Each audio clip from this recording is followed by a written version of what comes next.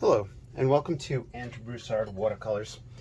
Today we're going to do a fast and loose tonalist watercolor landscape painting. With this one, I'm going to wet the paper. I'm going to set up my palette in the beginning and kind of talk a little bit. So if you want to skip ahead until the painting starts, that's totally fine. Okay, so that being said, I have a quarter sheet of Stonehenge Aqua, 100% cotton, 140-pound cold press.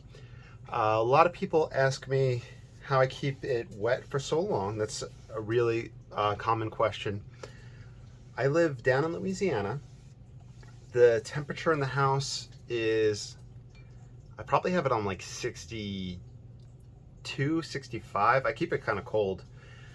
But I think between the humidity and the temperature, it is probably one of the reasons why it stays that wet. It might be that I'm constantly redipping this in the beginning and applying it. That could be the case as well. For a while, I would go out and about and paint outdoors, which is something I need to do again. And I'd like to do that at festivals and at markets. It's always fun doing demonstrations. But painting outdoors, watercolor for me, I could wet it the way I did and start putting the sky in, and the paper will be dry before I'm done with the sky. So I think that just the environment that you're in has a huge impact on your drying rates. Okay, so I'm going to play with a mixture of Cotman, Da Vinci brand, and Van Gogh brand. I am thinking, today's the day before Easter. It's Passover and it's spring. This morning I had a farmer's market, which went really well. I have some paintings that, I have this room that's the art room. I rent a 2-bedroom house, and this room is all dedicated to just art and storage for that. And obviously I paint so much that I run out of space. So what I did this market and last market was set up a free table as well to get paintings out there into people's homes. So that was well received. Anyway, so time of year, spring, maybe go on the greener side of things. I'm thinking phthalo blue combinations with the earth tones. It really mixes well and creates, for me, what I consider kind of realistic greens. The phthalo blue that I have, I'm looking for the tube of it while I talk. It is the Van Gogh brand. I found with like phthalo green, alizarin, those type of colors, you can go into definitely the student line with them and not really worry about quality because they're such strong pigments. That's doubly true in oil paints. But also that's my opinion, so if you have a different one, feel free to let me know down below if you've seen that. This color, phthalo blue, or phthalo blue, I just hate the pronunciation of it. I added it to the palette whenever I was reading James Fletcher Watson books in the beginning. He used it as kind of a warm blue, I guess. Not really sure the best way to describe it, where he would use ultramarine and earth tones for muted colors and then mix in the phthalo for kind of more bright, closer in the foreground, picture plane colors. All right, so our paper is thoroughly saturated. Did a longer than normal introduction. I'm just passing the water over again so you can see that it's thoroughly coated. I have not bought plexiglass yet to try that out. That was a suggestion by a YouTuber I refer to as Mega. Apparently you can set up the plexiglass and just mix right on the side. if you're having trouble with paper buckling, you can wet the back side of the paper and put it on a, I guess a non-porous surface, and that would help it stay flat. That's where that concept comes from.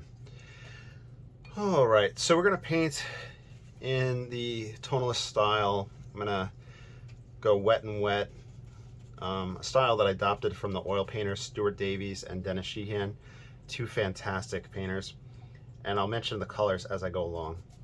Here is raw sienna. I use this to map out my painting, and you know, like horizon line. You can do the classic watery path coming towards us.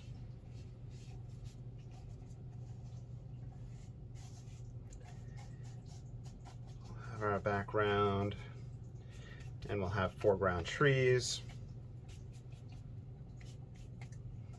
Just kind of getting an idea. If you go wet and wet like this and you enjoy that motion that takes place, David Usher and Stephen Cronin use that a lot. You'll see it a lot in their videos. Okay. I'm gonna grab light red oxide. I've been playing with that and exploring different aspects in the skies lately.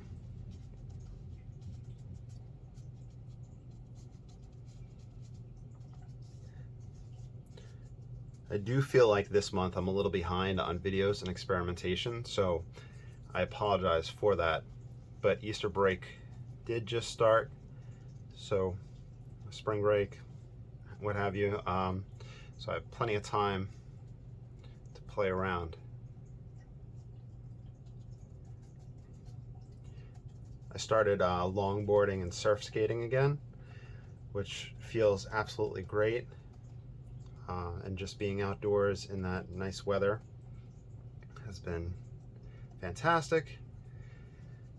But soon, with this nice weather, I'm gonna have to mow again. I mowed about 2 weeks ago. When I was just thinking, with the price of gas and everything going on, could we all just agree to have kind of victory yards? Just let the grass overgrow for a little bit for once. The house that I rent, this is Payne's Gray right here. I'm touching the top portion of these kind of clouds as if the light's coming from back here and underneath, and it has the darker aspects on top. That's my main goal right here.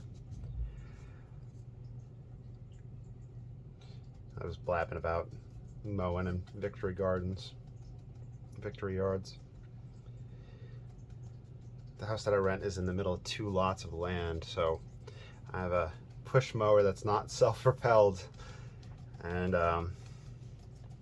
gets a little exhausting. I'm going to put just very gently into the background this line. I'm always hesitant right here because with the wet and wet, it'll start diffusing and spreading out, but the thin cloud line in the distance, I kind of a tribute to Stuart Davies, who I mentioned earlier. I think Eric Kopel might have mentioned it in his videos, where as you're looking at the background, your farther trees are going to be thinner, your farther clouds are going to be thinner, and as they come closer, they're going to get bigger, just in that perspective. So higher up in the picture plane, just make them a little bigger. Paper towel to lift up, pull the whites of the paper. You could also add texture in the clouds. You can also use it to wipe in the path of the water. These colors should be down below in the water. So I'll just kind of put them in. If your paper buckles, just press down and press down. There you go. Cloud, sky-wise, we can leave it like this. I want to go for the phthalo blue. So this blue, I always refer to it kind of as a Vicks Vapor Road mentholated type blue, maybe an electric blue. Here it is mixed with the raw sienna. I didn't clean off the hake brush, but it does give you an idea of the mixture of these two. There is some light red oxide on there. It gives just a very powerful mixture. My tube of the blue had torn about 3 years ago, and I just have a spot on the palette where probably some of that paint is still there. That's how little you have to use. I did put out fresh for this video though. So it just makes really beautiful colors. If you have the phthalo or phthalo green, which we could play around with in other videos, I do enjoy that one. That one works really well with earth tones as well to make it look like a more natural green. And I wouldn't be surprised if you looked at some tubes of sap green and they'd say that it was the phthalo plus some earth tones.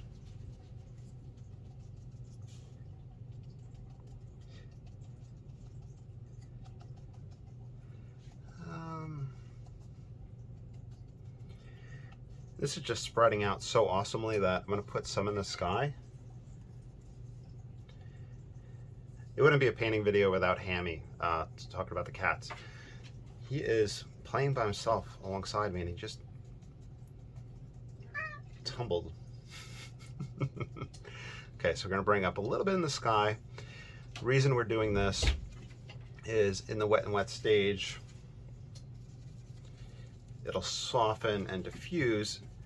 I grabbed some Payne's Gray with it inadvertently, but we'll just go with it. And that'll look nice once it softens, and we'll go over it with more texture. Adds the illusion of depth. You can see that the mixture isn't that mixed. And if you want, one of the things you can do is play around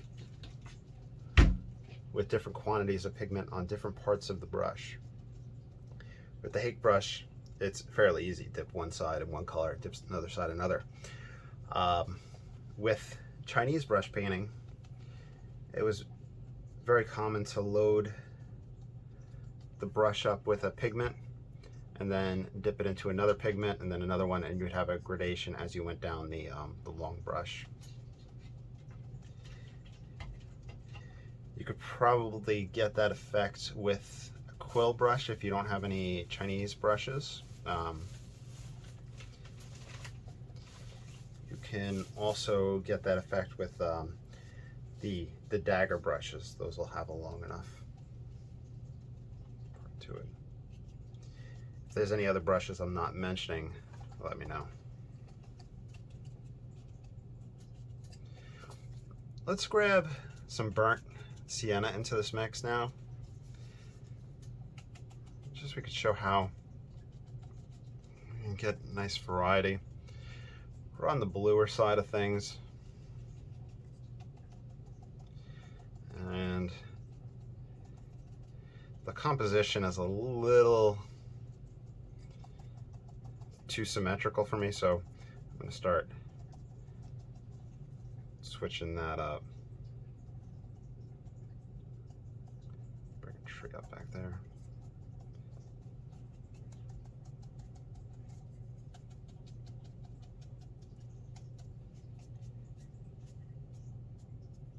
Swipe up, swipe down.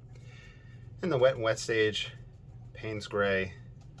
I love it on the border of water. I have the paper towel in my hand if I want to lift stuff up and push things around.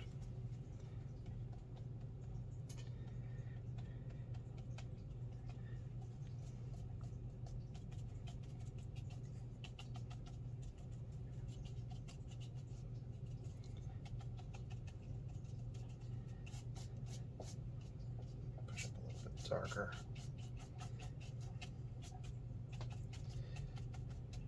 We'll see what greens we can get in a bit, since we are pushing more blue. But in the meanwhile, let's scrape some texture in.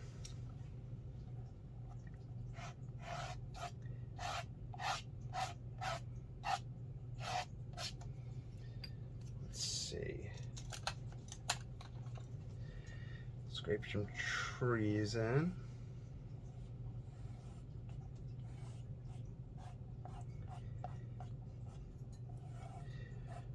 With a more pointed scraper, wet and wet, you're going to get the backfills. I know I say that in every video where I scrape, but I think that tonally it's important. It gets you that darker line value, where if you then use a rounder scraper,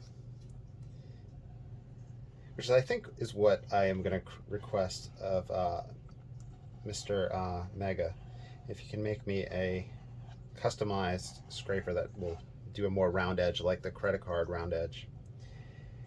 And I can't think of the name of the material that he's making it out of. Let's see. You can also grab the #1. This is Silver Black Velvet brand. Just mentioning that just in case you're curious.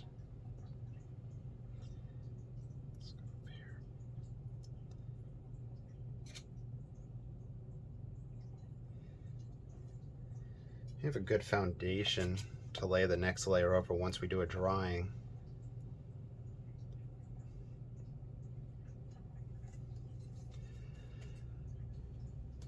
I think,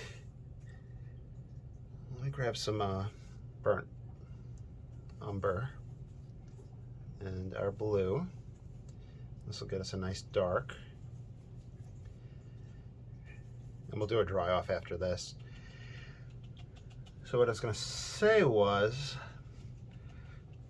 I think Jerry's Artorama, they have a buy it, try it, where something's like $1 or $2 for the brush,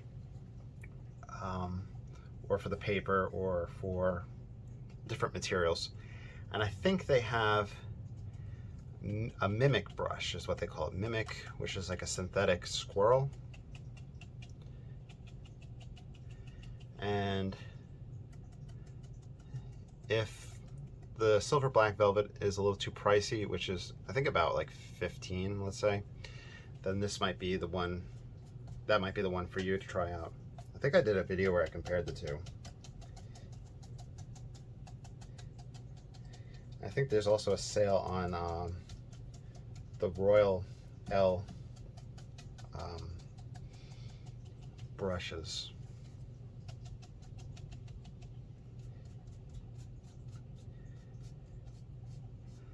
Though all of the art supply sites went up in price on their free shipping, you know, kind of like that mark you had to get to. Let's see. Soften this up.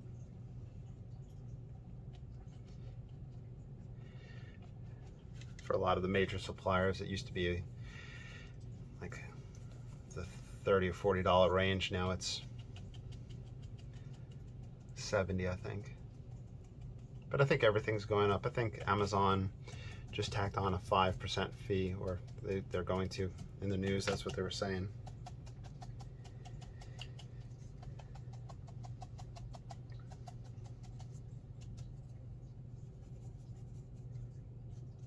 Oh, sorry if that was really depressing. I apologize for that. Payne's Gray to really start sharpening this edge.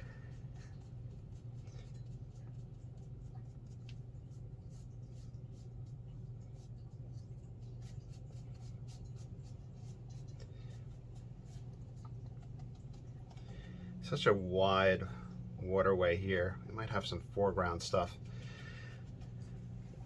I think that's one of the reasons I like the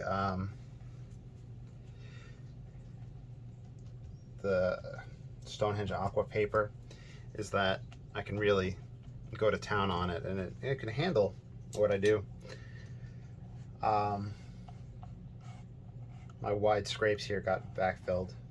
This guy has a nice scraping edge that widens out. I haven't figured out all the points yet, but the different sizes that he made have different scrapes. There we go.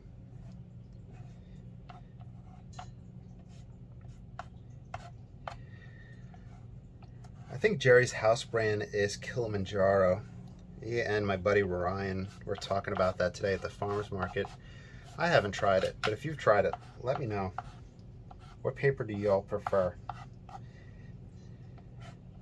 think the Cezanne series paper is very popular too. I don't know who puts that out. Kind of doing preemptive scrapes in the wet and wet, even though some of the objects aren't there yet,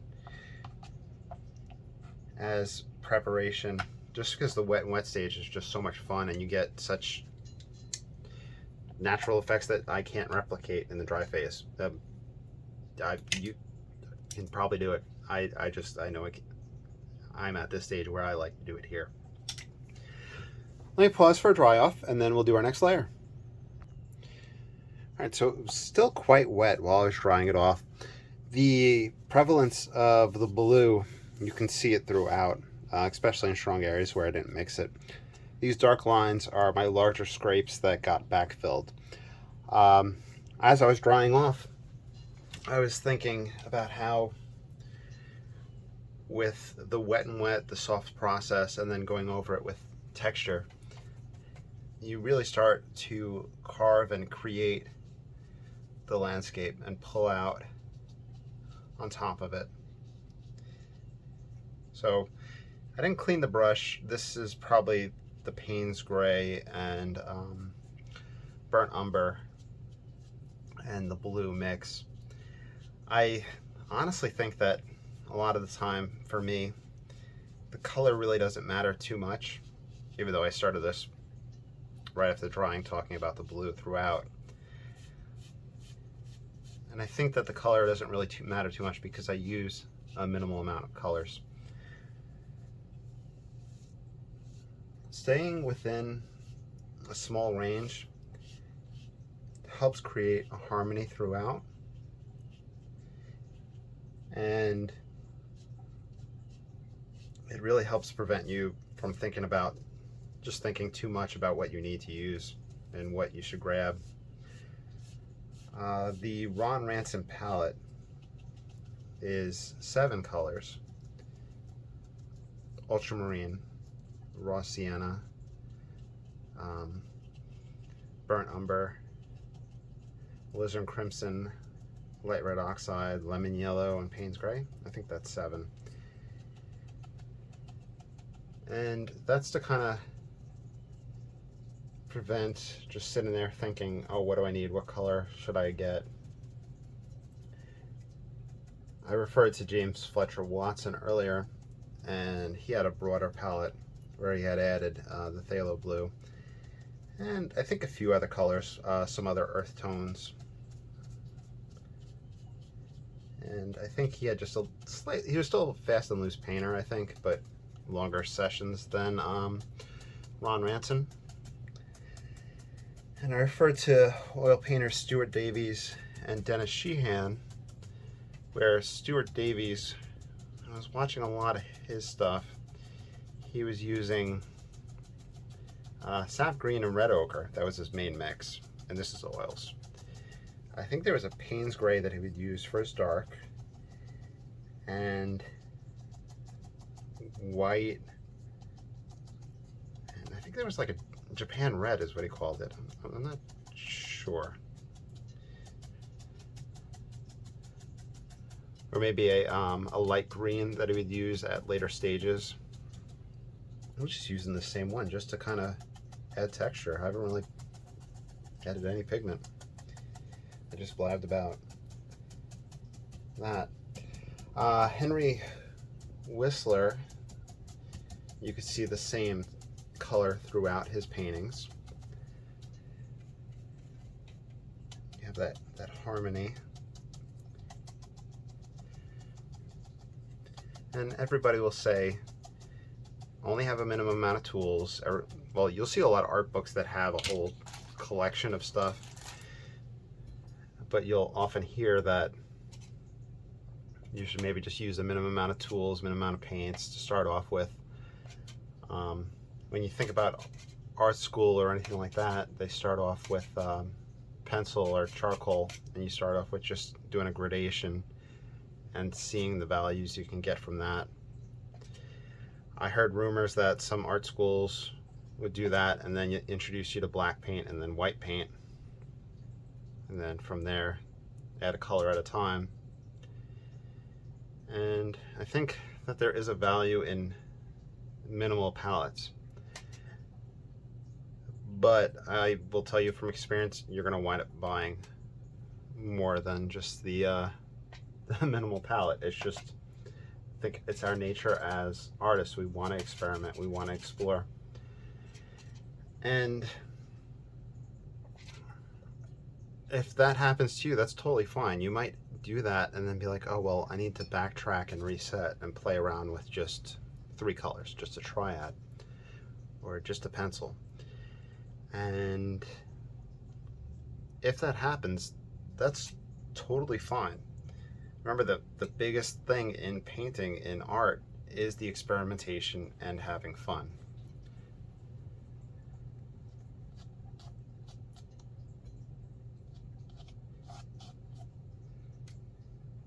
If you start painting at a later age in your life, don't feel held back by that.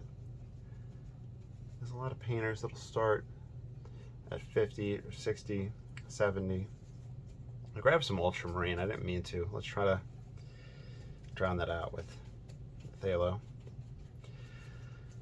Raw sienna. See the green that creates. We're stippling over this. I think I was going on about age and what age you start painting at.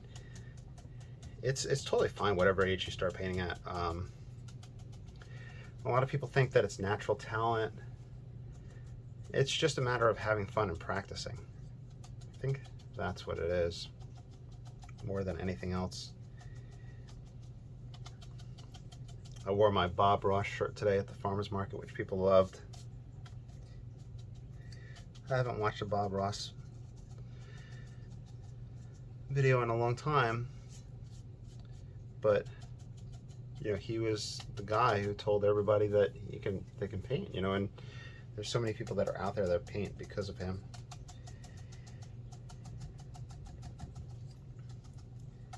And there's so many people out there that have a secret or a method or something that they want to sell to you. I don't know about that.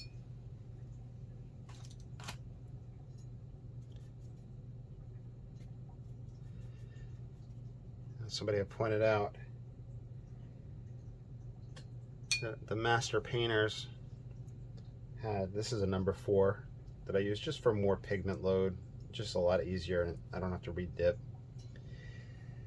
The master painters, you know, they had their apprentices and they taught them, and you think about all that information that was lost if it didn't get passed on because it was, you know, hidden and super secret. Burnt umber and the blue, going for a dark. But on the flip side of the coin, that was their bread and butter. That's what they did to make a living. And you can definitely see why they might want to, you know, hide those secrets.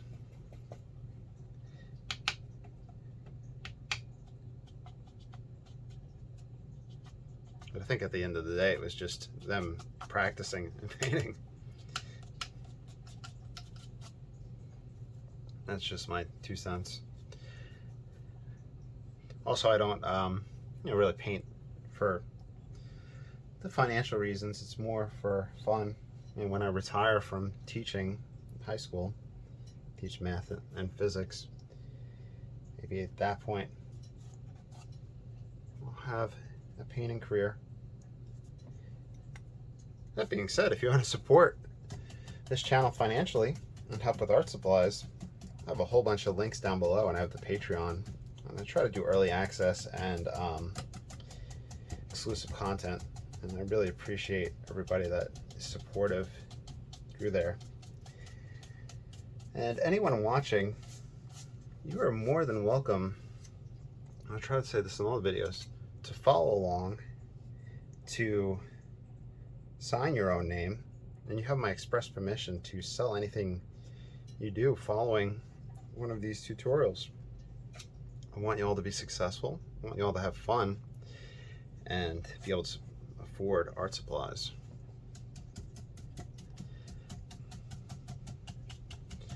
Not sure where we're at time-wise. On the dry-off, we're about 20 minutes in, but I've been a little chatty. Let me pause for a dry-off. Well, I was trying to push the fresh green aspects of this palette of the Phthalo Blue, but that is just not the case in this one. We have kind of that silvery pine needle type look to it, which is fine, but I would like to try to pull out a little bit more green aspects. So I put out some lemon yellow, which at this stage in the game, it'll be, you know, kind of the more experimental aspect. So I have the lemon yellow that's fresh. I'm also putting out some more raw sienna, just because that makes that nice green. I probably have been on the lighter side of using that in this mixture. And then we'll dive right back in. I'm also making the executive decision to change the composition to a foreground cut right here in order to break the symmetry. So I'm just going to grab some burnt umber, dab in a little bit of water, a little bit more.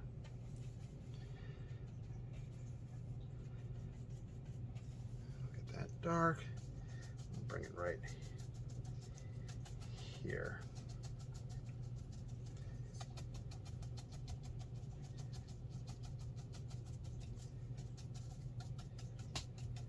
I'll have some trees come up and out of this guy. Part of the reason I decided to cut this side in is I just like the way the background looks right there. I'll even bring this up the side some.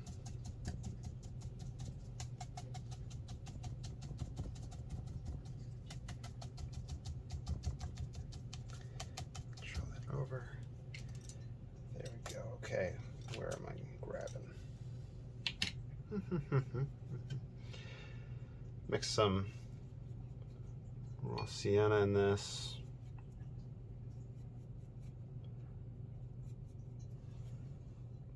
So this is raw sienna mixed in. Let's kind of see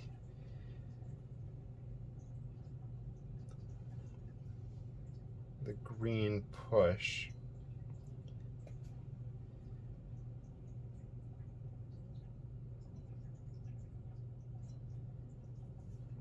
Grab. One thing you want to be careful of with the hake, if you have too much of a soupy mix on the palette at this point, it'll just put out globs, and that's why I was very ginger at first.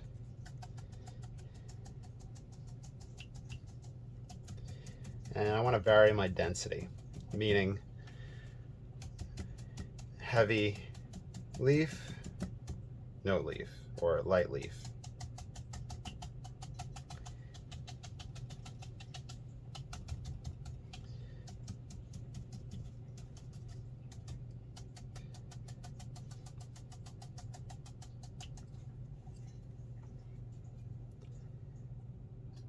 Let's grab Payne's Gray and feed that into the wet and wet. It'll accentuate that right side shadow. I could use a little friend. Oh my God, I'm talking like Bob Ross.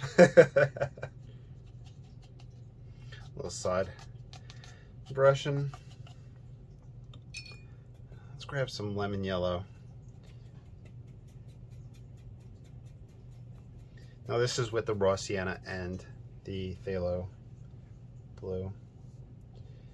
All right, so we go on the greener side of things, fresher green. which is okay. Me and lemon yellow have a love-hate relationship where I'll put it out and I don't even have to mix it with anything and it'll start going green. So here it's doing what I want it to do. And we'll just play around with it, just a splotch here. So this is heavier lemon yellow.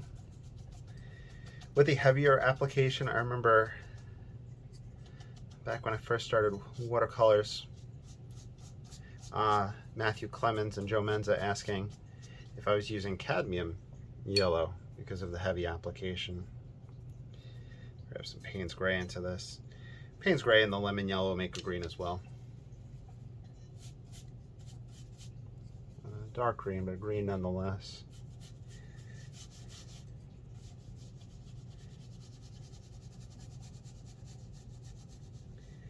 Really cut into that edge and then break it up with a little bit of variety.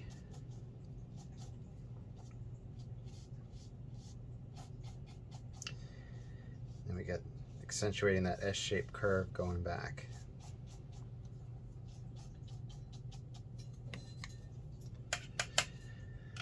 I'm just having fun. I will wrap it up in a minute or two. If you follow along, I'd love to see your results. I have links to social media down below, Instagram and Facebook. Feel free to shoot me a message and send me what you did, or tag me in it.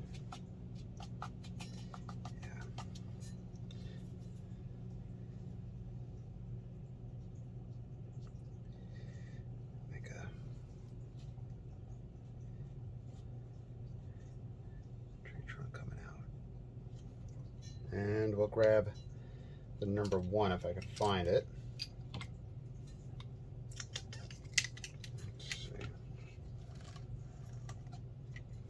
There we go.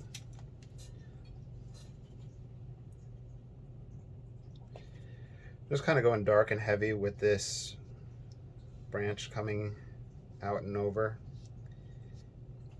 because it will lighten up some, but that has been really the only way I can get them to pop in the picture plane, was to tonally push them. Which sometimes it feels like, oh, you're cheating or whatever, blah, blah, blah. But